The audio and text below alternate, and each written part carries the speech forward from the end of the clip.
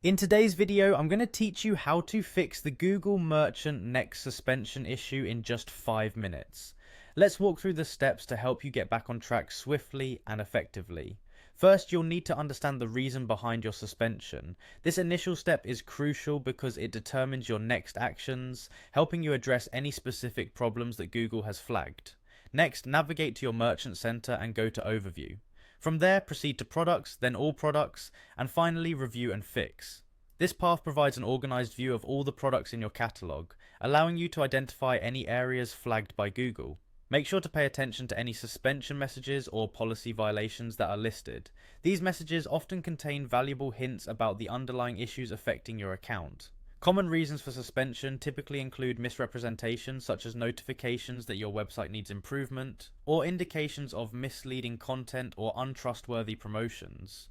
Policy violations refer to breaches of shopping ads policies that would need to be corrected promptly. Data quality issues might highlight that some of your product listings don't comply with Google's requirements. Account suspensions are more serious and occur due to repeated policy violations, meaning extra care is needed to resolve these. Once you identify the exact issue, it's time to fix it. Examine each problem carefully. For misrepresentation, ensure your website is clear, accurate, and trustworthy.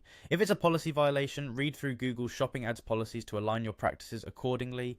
For data quality concerns, make sure all your product listings comply with Google's standards.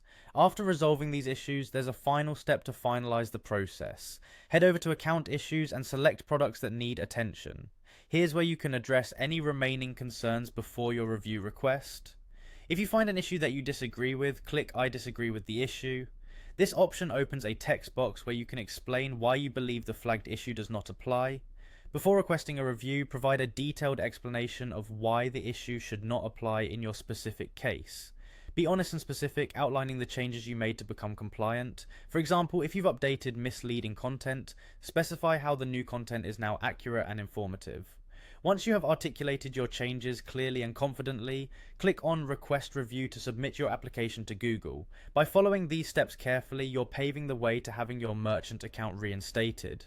Remember, transparency and accuracy in reflecting your business practices are key to long-term compliance with Google's policies. Good luck with your application, and I hope this guide has been helpful.